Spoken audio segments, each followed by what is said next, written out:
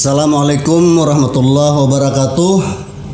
Pagi ini kita sangat beruntung sekali dengan kedatangan seorang tamu yang sangat istimewa, tamu luar biasa yang untuk mengundang beliau ini sangat sulit karena padatnya kegiatan yang harus beliau lakukan setiap hari. Sehingga jika hari ini kita bisa berkesempatan ngobrol dengan beliau, ini merupakan satu keberuntungan.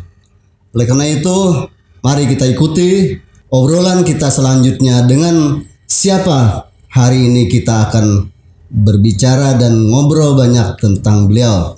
Kita ikuti.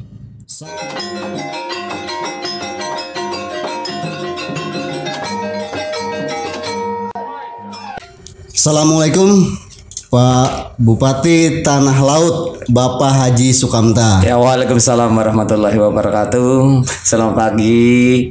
Terima kasih Pak Bupati sudah berkenan meluangkan waktu yang tentu saja sangat padat setiap hari, apalagi di masa pandemi COVID-19 ini banyak sekali kegiatan yang harus dihandle. Di samping kegiatan-kegiatan rutin yang selama ini tidak pernah habis-habisnya.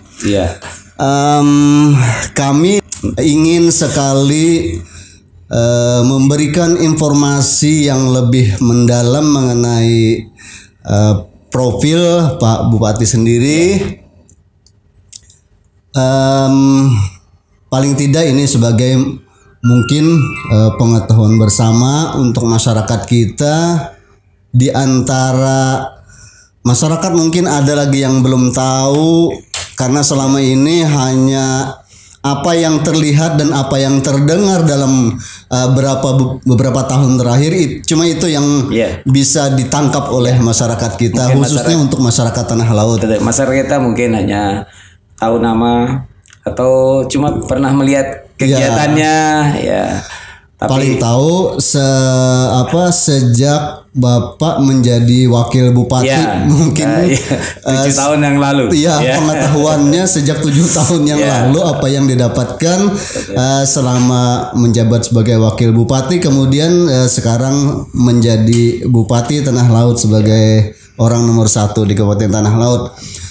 Nah, untuk itu barangkali ini supaya masyarakat kita bisa mengetahui lebih jauh mengenai seluk-beluk kehidupan Bapak, kita mulai saja dari awal nih. Mungkin boleh saya panggil Bang Kamta? Boleh. Karena masih muda juga. Karena mungkin lebih akrab. Supaya lebih akrab. Jadi gini, Bang Kamta. Mungkin masyarakat banyak lagi yang belum tahu gimana sih sejarah riwayat hidup Bang Kamta, mulai dari kecil sampai dengan sekarang menjadi seorang bupati. Betul. Apalagi sekarang menjadi pimpinan mereka, dan mereka sepantasnya lah untuk mengetahui bagaimana biografi kehidupan Bang Kamta sendiri. Untuk itu boleh diceritakan bagaimana sejak masa-masa kecil sampai masa-masa remaja, kemudian di mana tempat tinggal orang tua, kemudian masa kecil itu seperti apa gambarannya, apakah masa-masa yang enak atau masa-masa yang sulit begitu. Monggo Pak diceritakan. Makasih Bang Jamal Suryanata. Saya hanyalah seorang anak desa, bukan keturunan ningrat, bukan keturunan pejabat, bukan keturunan orang penting. Bapak saya hanyalah seorang petani kecil yang tinggal di Dusun Semen, Kelurahan Sukorno, desanya Sukorno, Kecamatan Sentolo, Kabupaten Kulon Progo. Jadi kalau dari kota Yogyakarta sekitar 25 km. Jadi saya ini putra Jogja, tapi kata orang Jogja, cerak watu atau ratu. Artinya dekat dengan batu, jauh dengan raja.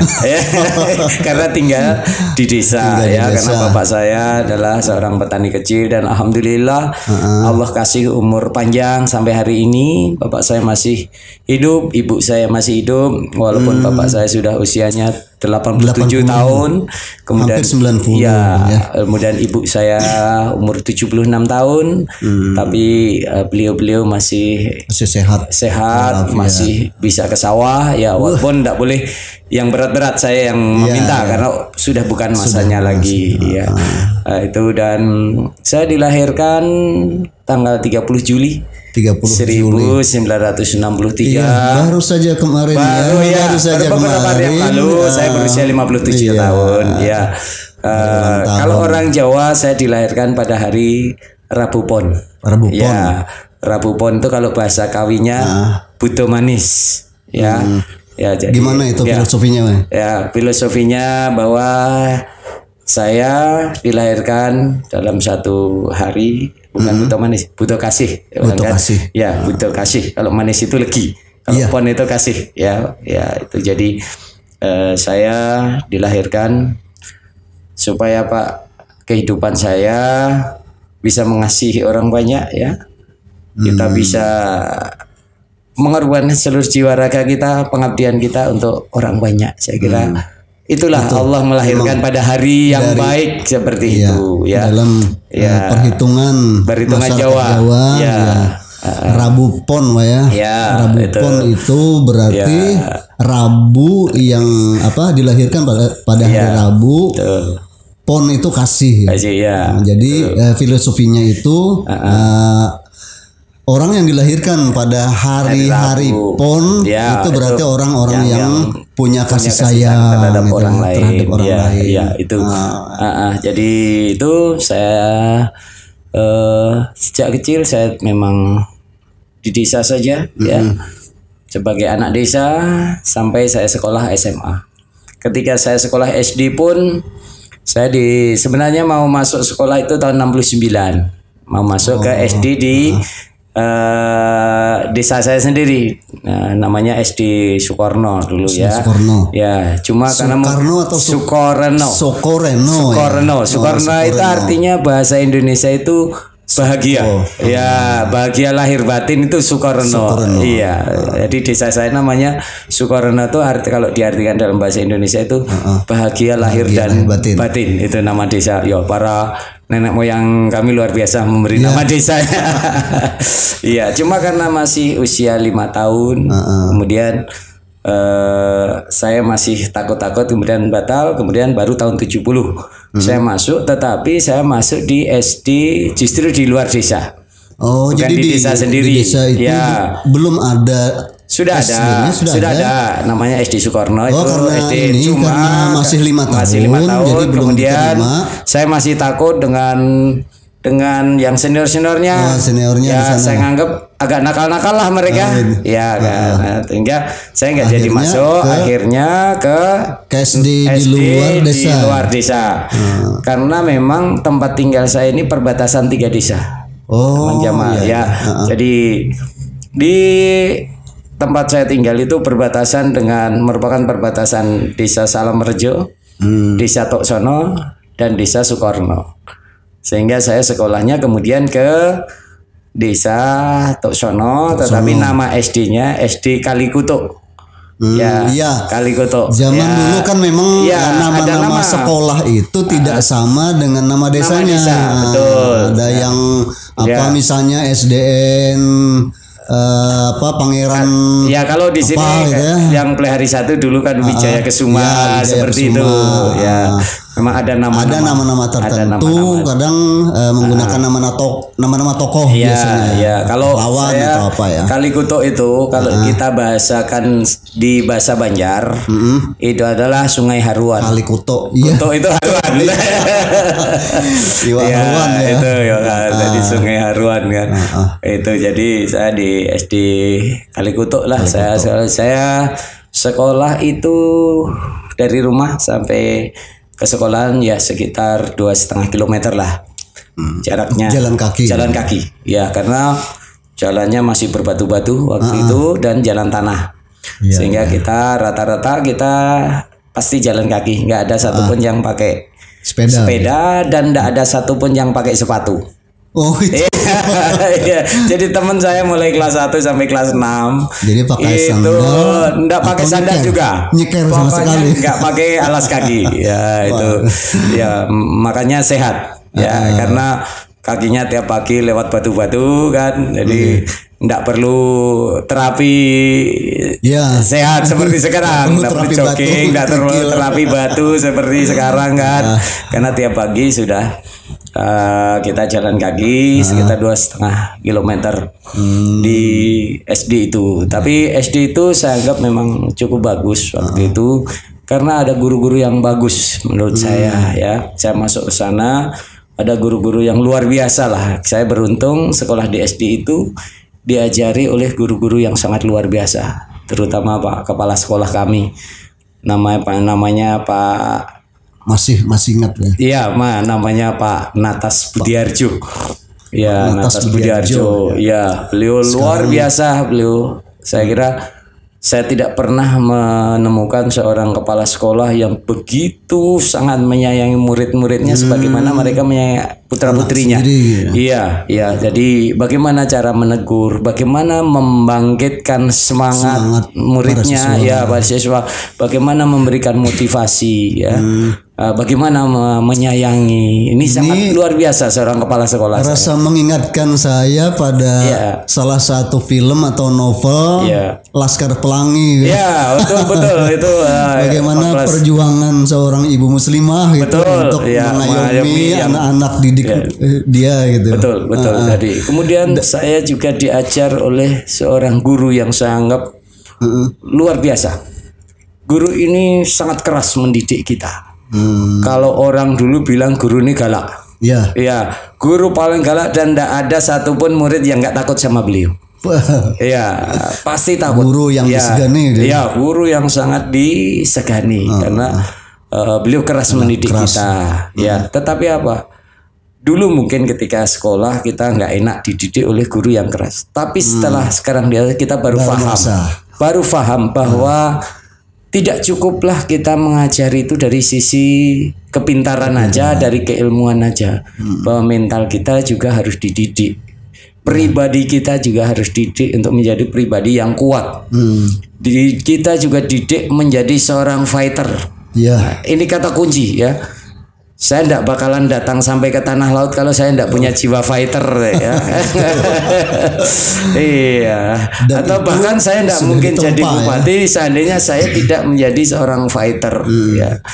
Jadi ini saya betul-betul sekarang baru merasakan betapa guru saya, dan itu mungkin hanya saya dan angkatannya yang dididik beliau itu. Beliau jadi wali kelas itu 3 tahun. Biasanya kan 1 tahun aja. Kita mulai mengikuti beliau. Iya, bukan. Kelas berapa? Kelas 3. Saya kelas 3 dididik namanya Pak Sudarto itu. Kelas 3, kemudian kelas 4 guru yang lain. Kelas 5 kami didik beliau lagi. Kemudian kelas 6 kami dididik beliau lagi. Selang setahun berarti. Selang ada di kelas 4. Ya, di kelas 4 saya tidak dididik beliau. Di kelas 5, kelas 6 kemudian kelas 6 sampai proses kelulusan kita dididik beliau lagi.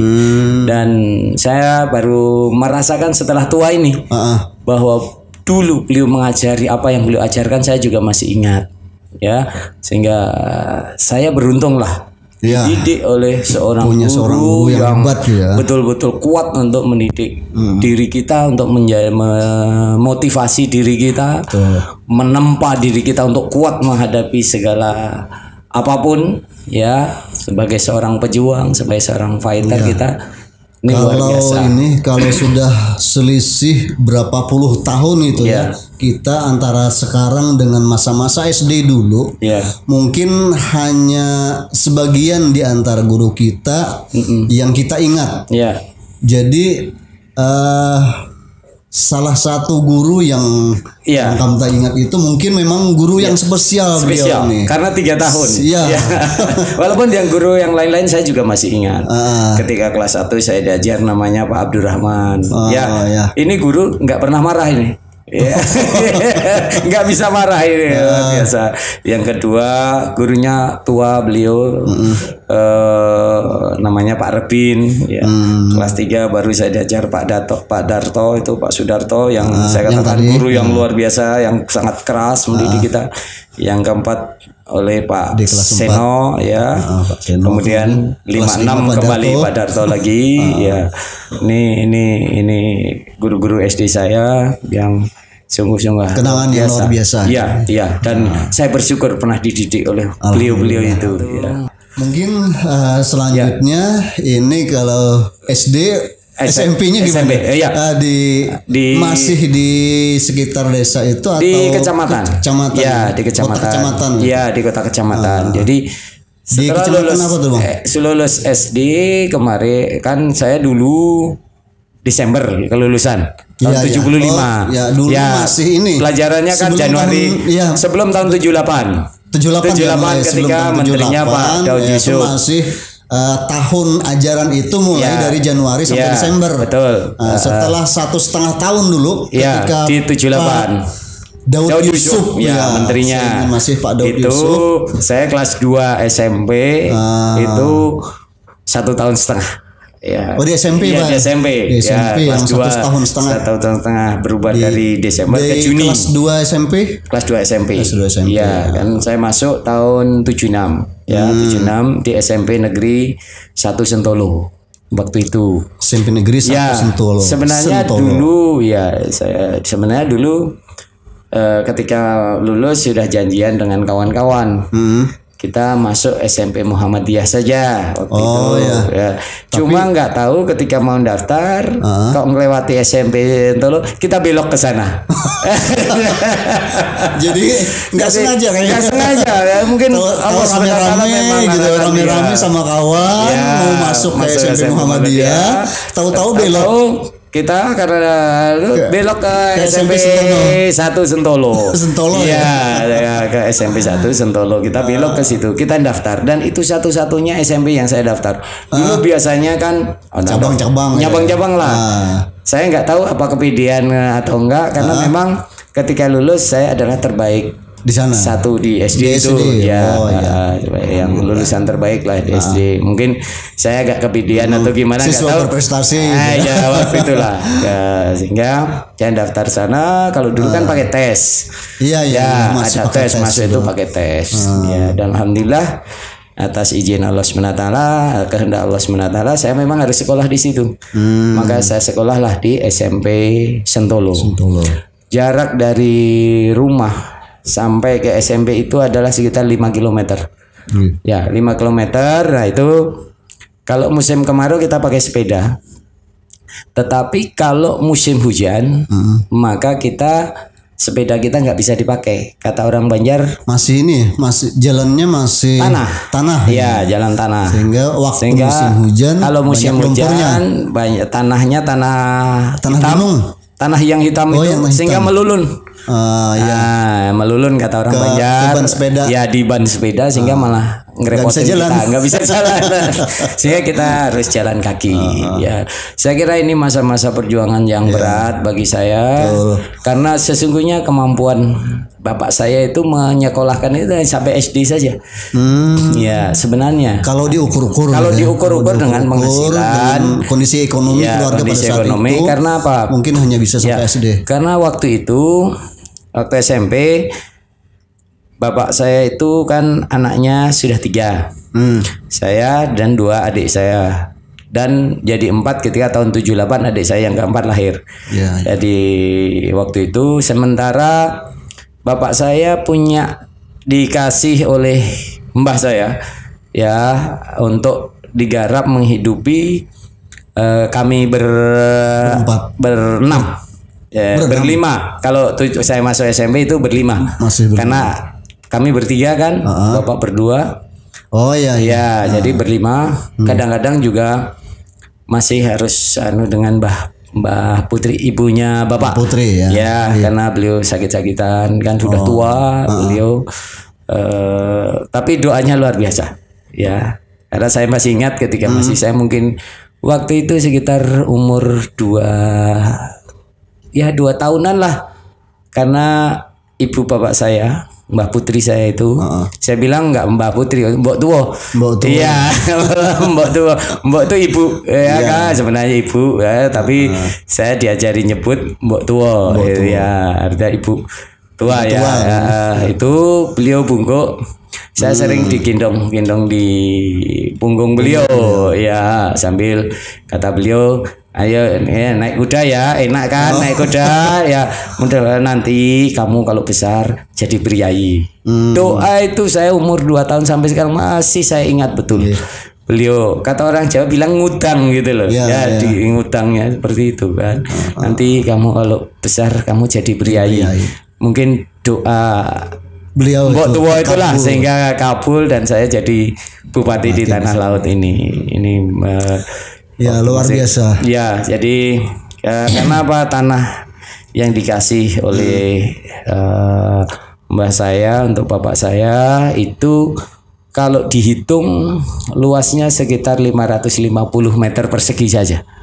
Ya, untuk menghidupi rumah. Dan itu panennya 1 kali sawah ya 1 kali dalam 1 tahun yang digarap. Waktu itu masih 1 kali ya. Masih 1 kali karena sawah tak ada hujan. Karena sawahnya tak ada hujan. Belum zaman irigasi baru dibangun oleh Pak Harto itu tahun 77. Dan baru bisa diinfusikan sekitar tahun 79.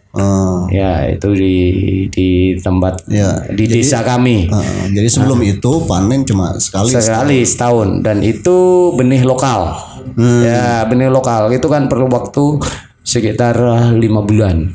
Ya, itu dan sehingga hitung-hitung memang sebenarnya tidak sanggup lah nyekolahkan. Ya, sehingga kala itu bayaran SPP-nya sebenarnya kalau sekarang murah banget. 450 rupiah. Kalau hitungan sekarang perkembangan korupsinya seperti apa ya? Tapi kalau tahun 76 450 rupiah itu besar ya. Ya kalau sekarang perhitungannya berapa kira-kira? Iya. hitung harga emas masih berapa waktu itu kan? Itu aja masih sekitar 1.000.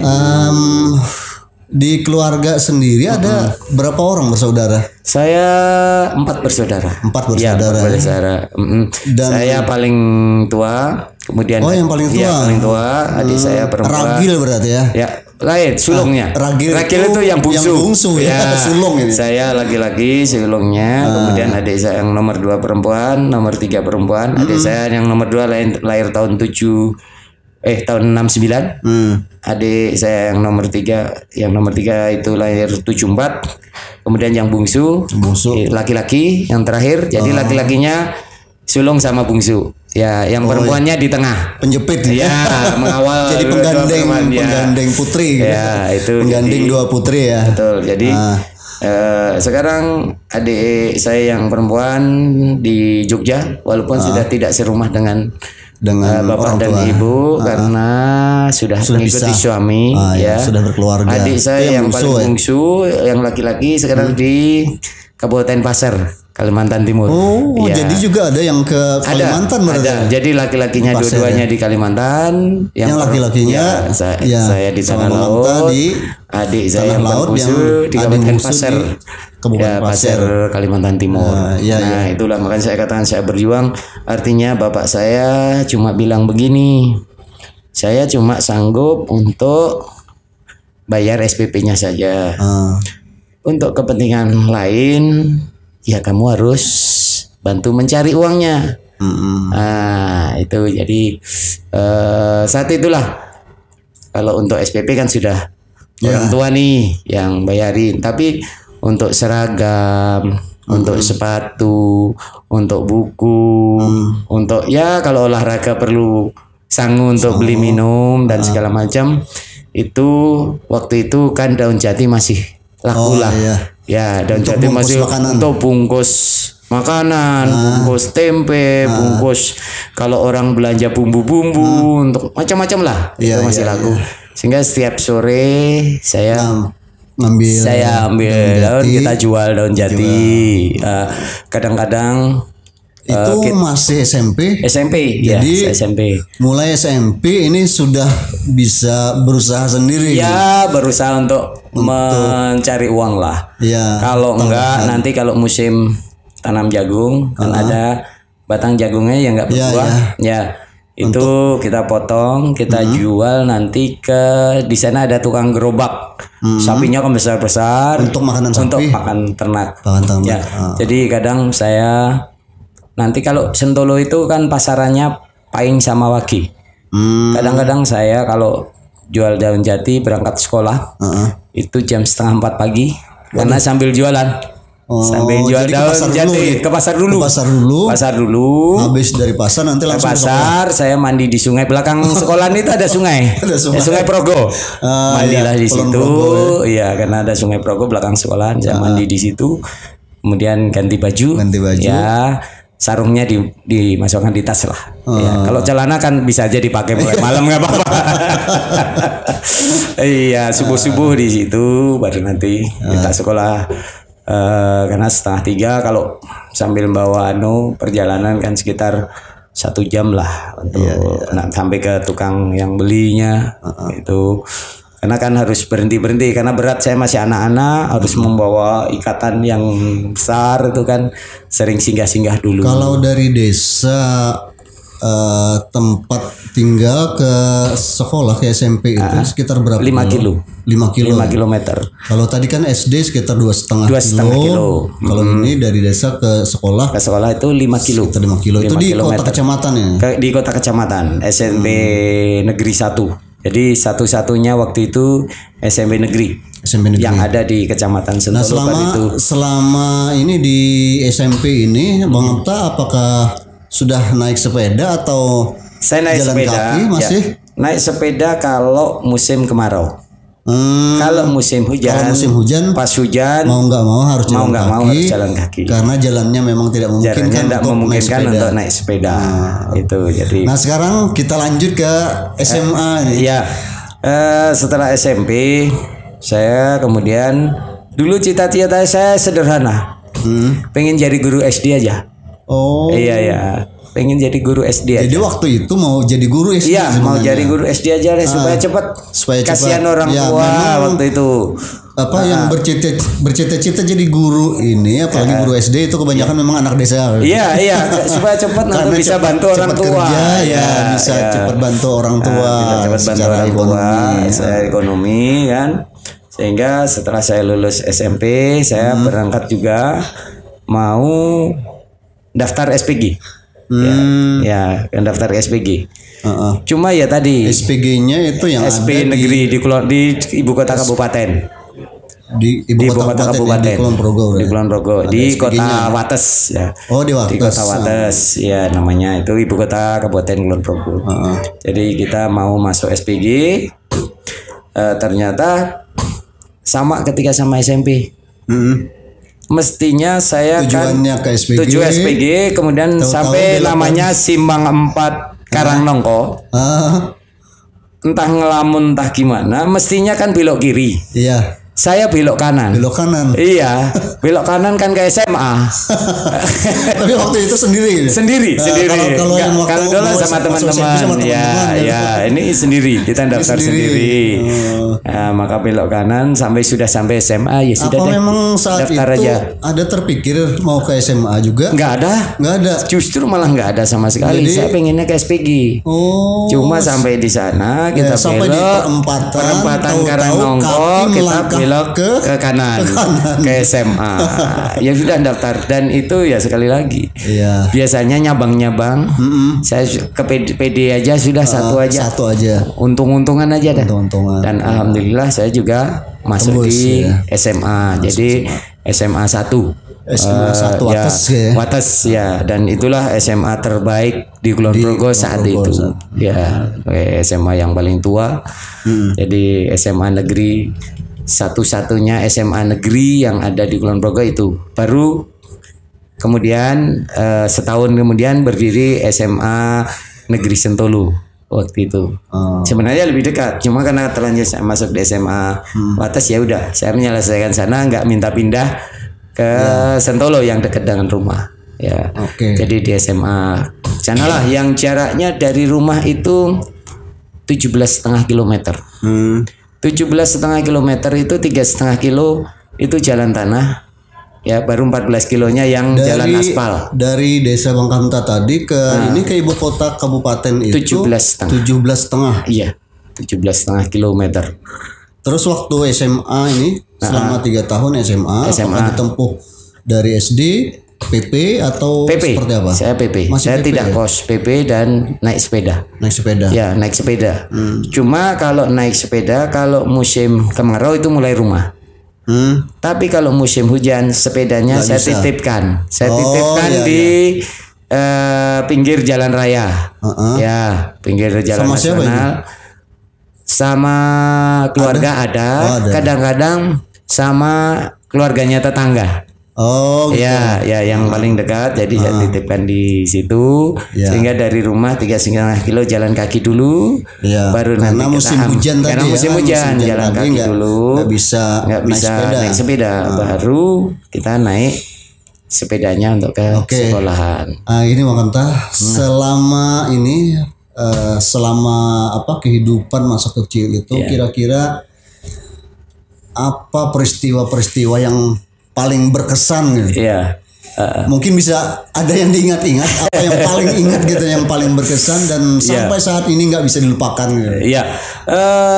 Saya paling berkesan ketika SMP waktu mau study tour. Mau study tour, kebetulan kalau di desa kan nggak kayak sekarang karena ada listrik, setrika itu kan pakai listrik kalau sekarang. Kalau dulu kan pakai arang. Ya, yang setrika besi itu pakai arang, pakai itu, dan kebetulan kepanasan sehingga punggung saya ini baju di punggung ini gosong. Ya, jadi lalu berlubang. Lalu berlubang. Padahal itu satu-satunya baju seragam saya untuk sekolah. Dan kebetulan waktu itu saya sekolah saya pakai aja itu waktu sekolah di SMP. Di SMP. Itu di SMP. Pas menyetrika sendiri. Ternyata kepanasan gosong berlubang kan. Karena berlubang itu kebetulan saya jalan. Setrika ini masih setrika tradisional kan? Iya, yang besi. Pakai arang. Besi yang pakai arang. Berat itu. Berat itu kan kepanasan. Kalau kepanasan pasti gosong itu. Itu. Jadi karena nggak ada otomatisnya. Nggak bisa disetel. Kalau sekarang pakai air. Pakai air. Itu jadi. Bang Amta, ini kita lanjutkan. Kalau tadi kita sudah banyak mendengar bagaimana kisah kehidupan sampean yang dari kecil sampai dengan masa remaja sampai SMA. Nah, selepas SMA tentu apakah langsung kuliah atau bekerja atau seperti apa? Ini kan karena kebetulan Bang Kamta anak desa. Betul. Nah, kebanyakan anak desa itu nggak bisa sampai langsung kuliah, tapi memilih untuk kerja duluan atau paling tidak merantau untuk cari kerja gitu. Nah, sekarang gimana kira-kira nih ceritanya lanjutannya? Selepas SMA saya daftar di IKIP. Jadi semangat saya untuk jadi guru masih belum hilang. Jadi waktu itu IKIP lulus Negeri SMA, Yogyakarta. Daftar ke IKIP ya. IKIP Yogyakarta. Ya, itu ikut tes di sana. Iya, yang sekarang jadi Universitas Negeri Yogyakarta. Ya, sempat masuk sana, ikut tes. Dan tapi kata paman saya yang sudah jadi guru, paman saya kan dulu lulusan IKIP juga di sana. Kakak sepupu saya sedang kuliah di IKIP Yogyakarta saat itu. Jadi kata paman saya,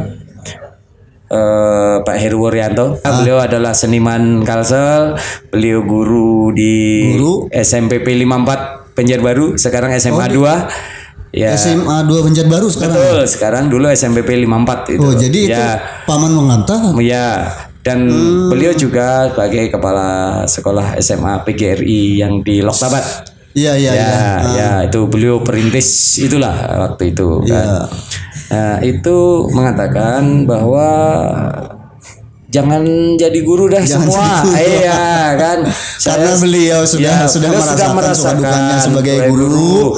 Jadi maunya jangan diikuti lah. Ponakannya nggak usah lah jadi guru. Karena nggak usah seperti saya. Ya, kakak sepupu kamu juga sudah mau jadi guru. Ada yang saya guru jadi juga. guru. Gaji guru itu sedikit, tapi memang betul tahun-tahun 80-an itu kan. Tahun 80-an. 82. Saya tamat SMA kan 82 itu. Sehingga saya nggak jadi masuk IKIP. Saya diminta untuk kesini saja dah. Nanti di sini ada pembukaan APDN Banjarbaru. Gitu. Udahlah kamu daftar di APDN Banjarbaru saja. Saya yakin insya Allah kamu lulus saja, kata beliau. Ya, karena beliau adalah panutan kami sekeluarga.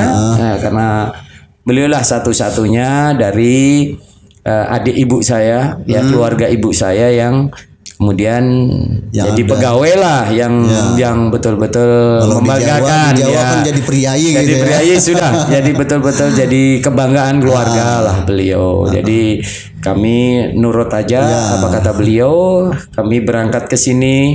Kemudian Akhirnya berangkat ke Kalimantan. Itu saya masih ingat tanggal 9 Oktober 1982. Iya, saya berangkat mulai Surabaya. Itulah pertama kali saya naik pesawat. Ya, naik pesawat Borak waktu itu. Harga tiketnya saya masih ingat 44.000. Ya.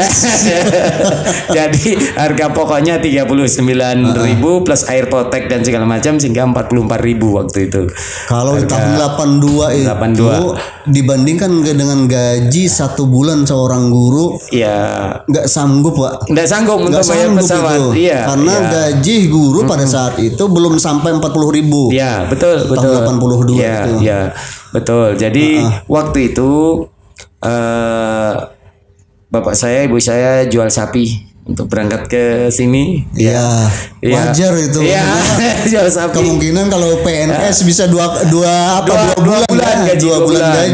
Betul. Baru bisa naik pesawat. Iya, kan tahun 82 jadi jual sapi untuk menyangena, dan saya masih ingat untuk bayar itu 44.000 dan saya uang sakunya 20.000 waktu itu untuk berangkat ke ini. Saya masih ingat betul waktu itu untuk keperluan selama sini. Jadi ya saya berangkat dari Surabaya, pesawat pertama naik Borak yang masih pakai baling-baling. Waktu itu ya Fokker ya, Fokker 27 waktu itu. Itu kemudian saya ikut paman saya dan ada pendaftaran di bulan November. Ya, November penerimaan APDN dan saya ikut tes. Nomor tes saya nomor 29. Masih ingatan yang luar biasa. Semuanya masih bisa di dalam kepala, bukan di luar kepala. Masih nomor tes saya 29 dan alhamdulillah memang jalan hidup saya seperti itu, dan saya dinyatakan lulus dengan ranking 7. Waktu itu urutan ke-7. Saya sendiri baru tahu nih Bang. Kalau APDN-nya itu di Kalimantan. Saya kira di Jogja atau di mana. Di Banjarbaru yang sekarang ternyata jadi Banjarbaru. Ya, yang sekarang jadi kantor Samsat Banjarbaru. Itulah kampus APDN dulu. Ya, APDN yang dulu. Kita ikut tes itu dan tahun 82. Jadi kita bulan November lulus kita. Kemudian Desember sudah masuk. Desember sudah masuk kuliah lah. Saya selama 3 tahun. 3 tahun ya. 3 tahun sama skripsinya sekitar 4 bulan. Waktu itu. Jadi 3 tahun setengah lah. 3,5 tahun. 3,5 tahun. Kita kuliah di sana di APDN, dan ketika tingkat 1, tingkat 2 kita kan masih ikut paman saya, sehingga saya harus bantu-bantu beliau. Namanya juga beliau hanya seorang guru, beliau harus menghidupi keluarga. Beliau punya putra putri 3, kemudian adik dari istri beliau, karena orang tuanya udah setelah menikah dengan paman saya itu sekitar 1 bulan kalau nggak salah, itu ibu mertua paman saya itu meninggal karena kecelakaan. Seminggu kemudian bapak mertuanya juga meninggal karena kecelakaan juga di Riam Kanan sana, sehingga harus menanggung adik-adiknya itu 6 orang. Sekarang bisa kita bayangkan guru tahun ini dengan gaji yang terbatas. Saya yakin wong masih golongan 2 waktu itu mungkin sekitar 40-50 ribu lah kira-kira kan, seperti itu, harus menghidupi sebanyak itu. Sehingga saya juga harus membantu untuk kerja-kerja meringankan beban beliau lah, seperti itu. Sehingga apapun saya bekerja dan saya jalani dengan baik, dan setelah tingkat 3 kan kita memang wajib masuk asrama. Ya tingkat 3. Jadi tahun ketiga itu tahun ketiga saya sudah masuk asrama, tinggal di asrama wajib diwajibkan oleh kampus untuk tinggal di asrama supaya konsentrasi mungkin memang karena untuk persiapan ujian akhir. Nah, tinggal masuk asrama selama 2 tahun. Jadi saya ikut paman saya dan mungkin satu-satunya mahasiswa ADPDN yang ke kampus itu naik sepeda mungkin saya. Iya, pakai pangkat begini. Saya naik sepeda. Sebagai mahasiswa APDN Taruna. Iya. Tapi naik sepeda ontel gitu. Naik sepeda ontel. Karena apa? Karena kalau biar anak-anak SMA aja kan naik angkot dulu ya. Sudah ada angkot sudah banyak kan, naik angkutan kota itu kan ada. Saya naik sepeda aja karena ya saya dapat uangnya untuk menghemat gitu ya. Untuk menghemat. Karena Pak, tunjangan belajar saya kan cuma 10.000 waktu itu.